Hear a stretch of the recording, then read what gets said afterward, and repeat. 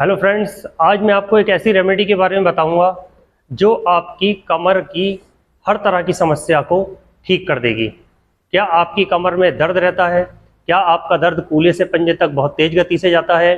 क्या आपको sciatica की परेशानी है? क्या आपको L5 और S1 में स्पेस हो गया है? क्या आपकी डिस्क बल्ज हो गई है? क्या आप जब सुबह सो के उठते हैं तो आपकी कमर में अकड़न और जकड़न रहती है?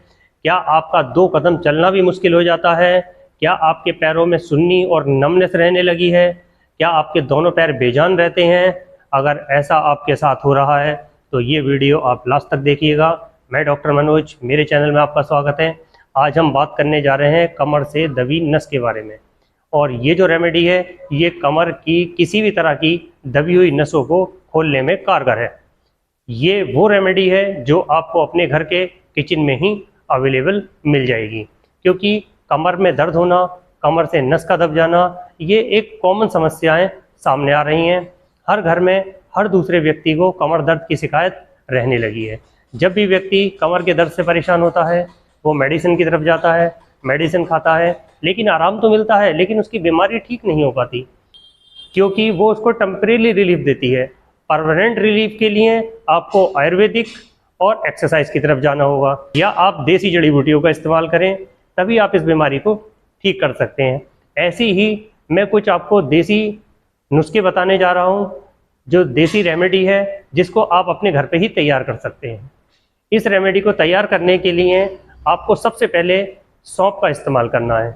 जी हाँ, सौंफ हमारे पुराने ज़माने से ही हमारे पूर्वज हमें सौंफ, खाना खाने के बाद सौंफ का प्रयोग करने की सलाह देते हैं, क्योंकि सौंफ की तासीर ठंडी होती है, सौंफ गैस बनाने से बचाती है, हमें गैस की समस्या नहीं होती, पाचन तंत्र हमारा ठीक रहता है।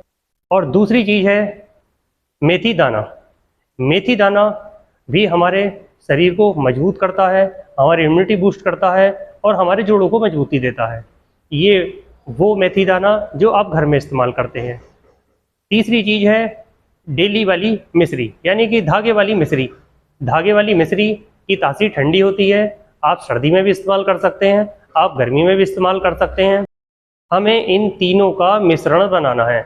8 चम्मच हमें सौंफ लेनी है और 8 ही चम्मच हमें मेथी दाना लेना है, और 100 ग्राम हमें मिश्री डेली वाली लेनी है जिसमें धागा होता है, धागे वाली मिश्री। अब हम इन तीनों को मिक्स करके मिक्सी के जार में डाल देंगे। मिक्सी के जार में डालने के बाद जब हम इसको चलाएंगे तो ये धीरे धीरे इसका पेस्ट बन जाएगा, और इसका जब पेस्ट बन जाएगा उस पेस्ट को आपको 1 चम्मच सुबह और 1 चम्मच शाम को, 1 चम्मच सुबह और 1 चम्मच रात में खाना खाने के बाद इसका इस्तेमाल करना है। इसका इस्तेमाल नियमित रूप से 7 दिन करने के बाद आपको अपने दर्द में, आपको अपनी दबी हुई नसों में आपको फ़र्क महसूस होने लगेगा, पैरों में जान महसूस होने लगेगी और आपकी बीमारी धीरे ही धीरे ठीक होने लगेगी। ये वो इलाज है जो आप घर पे रह के आसानी से कर सकते हैं। और इसके साथ ही अगर आपको और जल्दी ठीक होना है तो 15 से 20 मिनट आप अपनी कमर की सिकाई करें। अब हम बताएंगे आपको कमर दर्द और कमर से दबी नस के लिए। इसमें आपको अपने पैर को इस तरह से मोड़ लेना है और अंदर की तरफ प्रेस करना है। एक्सरसाइज हमें दोनों पैरों से करनी है। इस एक्सरसाइज को करने से हमारी जो डिस्क में स्पेस हो गया है वो स्पेस नॉर्मल होने लगेगा, और हमारी जो नस दब रही है वो नस धीरे धीरे खुलने लगेगी।